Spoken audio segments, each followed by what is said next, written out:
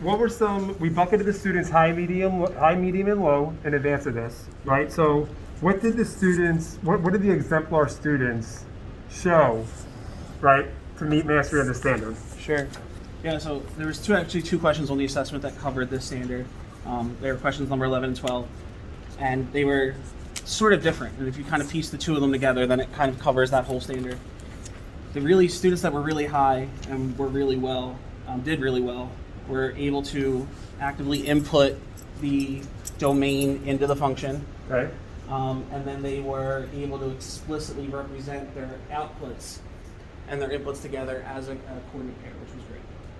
So they were able to hit all three of these components. Exactly. Okay. What about the students that did not master? What was, generally speaking, what was the gap? What did they miss?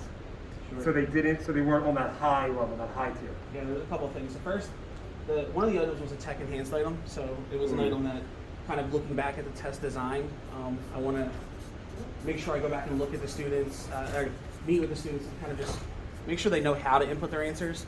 I think a couple of them got bogged down with that. That's super tricky, right? Because we know in like NJSLA or AP or any type of high stakes test, right, there's going to be tech enhanced items, right? So simple, being able to understand what the drag and drop was, right? How to navigate that. Okay. Yeah.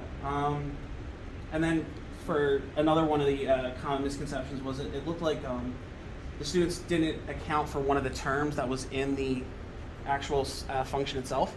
Okay. So procedurally, there was a little bit of a disconnect. Okay, so disconnect with procedure, which again, in math is a huge thing, Sure. right? Okay. And then, am I missing anything? What about the low students? Was it kind of a similar theme, or did they do something a little more extreme of a miss? I think the lowest students, I mean, it's kind of hard because there was almost no response from the lower students.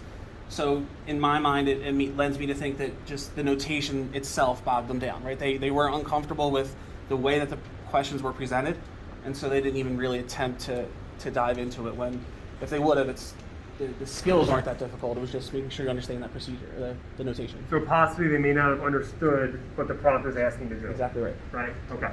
All right, cool. All right, so let's, now that we were able to kind of diagnose what the gaps were and assess them, let's look at, and we were able to name it, right? So now let's look at the reteach.